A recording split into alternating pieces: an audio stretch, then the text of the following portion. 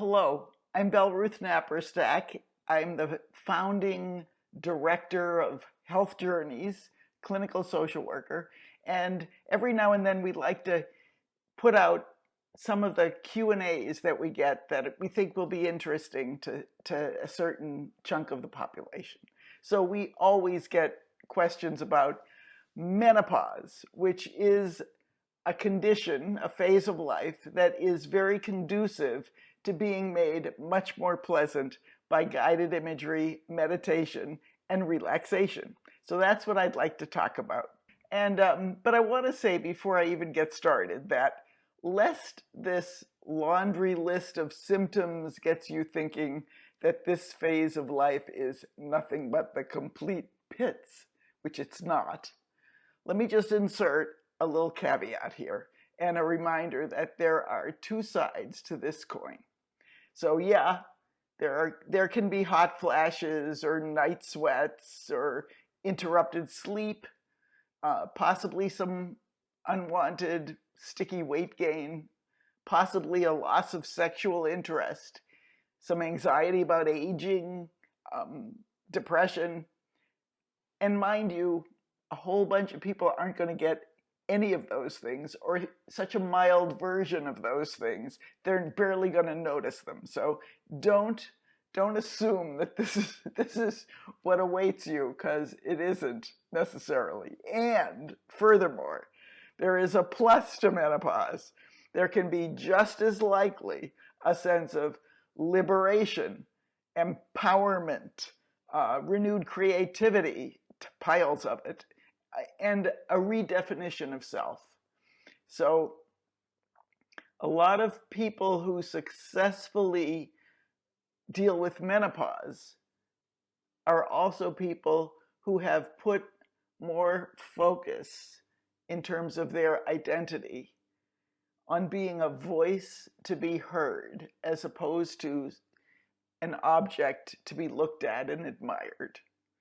I think that's a key. It's not the only key, but that's a big deal.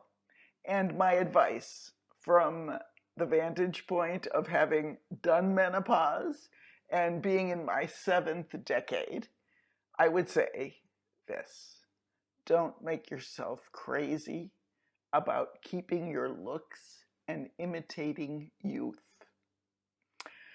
That's just going to make you more vulnerable to time and to life, which will become your enemy, not your friend. And sooner or later, you're going to die on that hill, a pretty unhappy dame who failed at that enterprise of imitating youth. Embrace the power that's in your innards and learn ways to use your voice. That's where aging has the advantage, and that's where you can make significant contributions. And there will be this upsurge, along with those hot flashes, there will be this upsurge of creativity and energy. And it's a matter of just figuring out where to focus it. And that should come from your insides, not what other people think, hopefully. Anyway, that's just me, a very opinionated person, but I think it's good advice. Anyway, okay, so here's the first question about menopause. So Karen asks, what guided imagery would you recommend for menopause? I'm being taken off HRT, that's hormone replacement therapy, and would love some help with the hot flashes and mood swings. She says, I'm not sure if you have anything already available since I've just discovered guided imagery, thanks. Okay, so here's my answer. Yes, we have imagery actually called Mastering Menopause, and it's designed to help with especially hot flashes, mood uplift, and mood stabilization, and sleep, as well as reinforcing self-esteem and reframing dumb ideas, all too prevalent in this culture, about beauty and aging and the presumed loss of value that results. There's consistent research to show that relaxation, guided imagery, meditation can reduce the intensity and frequency of hot flashes.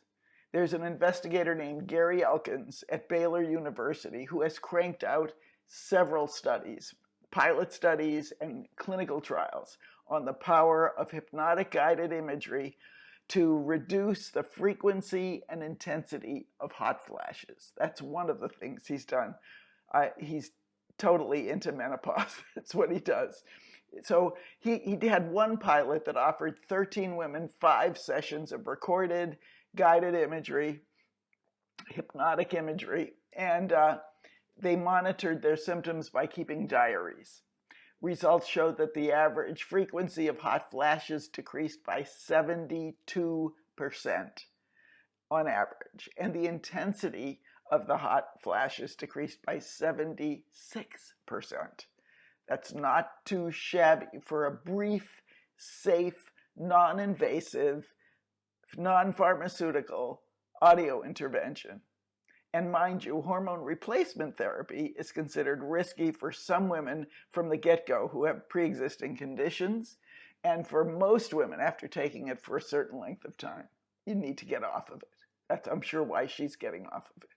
So this is safe, it's easy, it's actually pleasant, and it works. It's like, this is a no-brainer. This same guy, Gary Elkins, did a later randomized, single-blind, controlled clinical trial with 187 women. And it validated these results. In fact, they were better.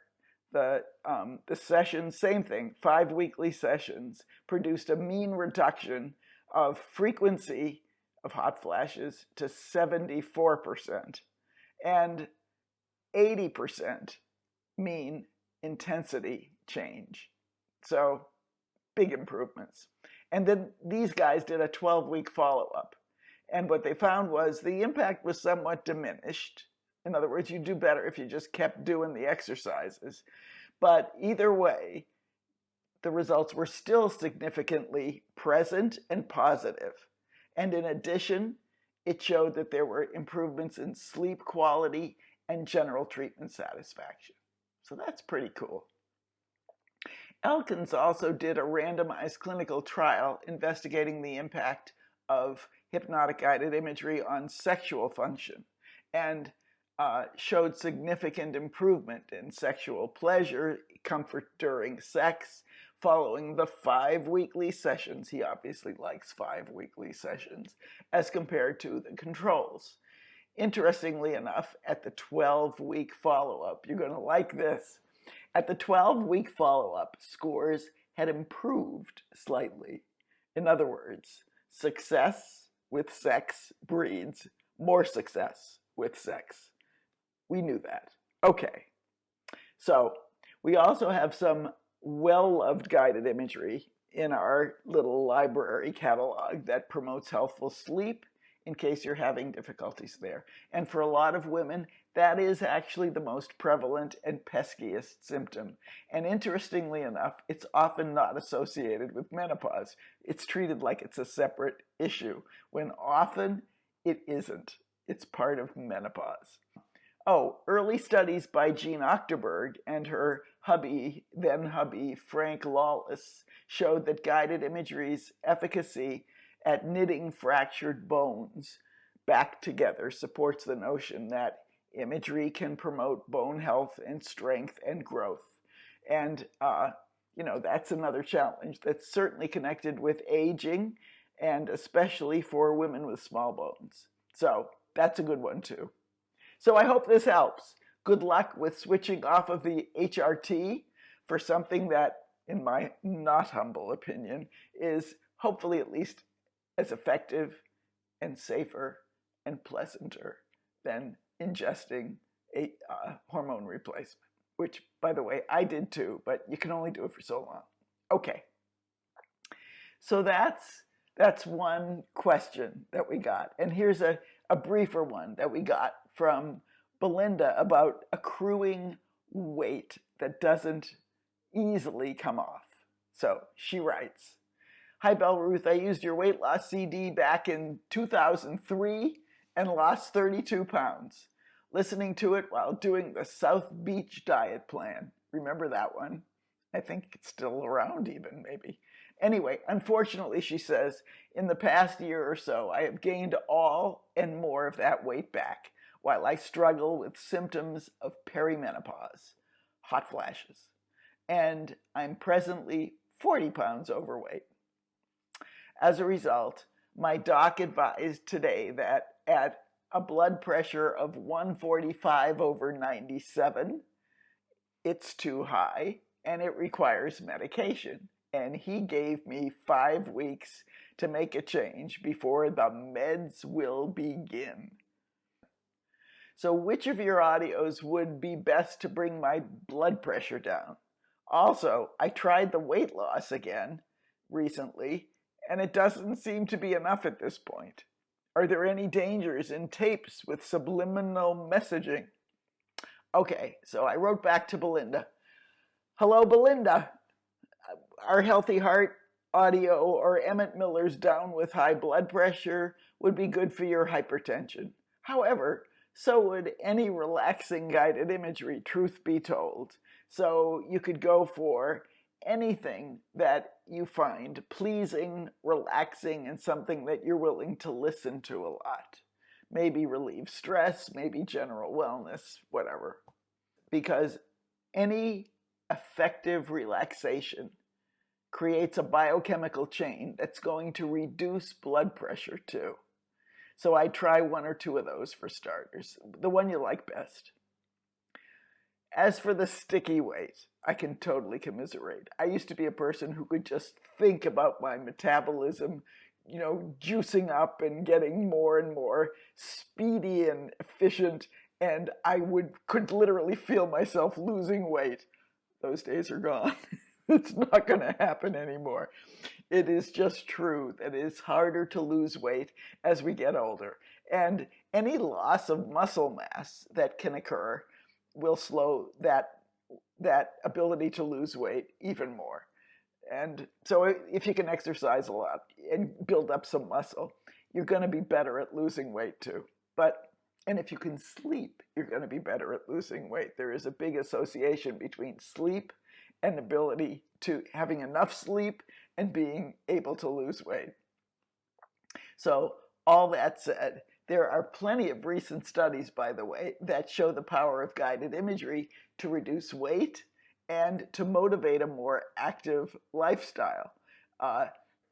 David Illig's weight loss has some subliminal messages in it, I know. And he's got a very impeccable Ericksonian self-hypnosis style. And it's worth trying. I've read the messages that he has under the music, and you can partially hear some of them too. It's not like he's keeping it a big secret. And they're just simple, positive, motivating affirmations. They're fine. There's no danger in listening to them. And I'd give it a try.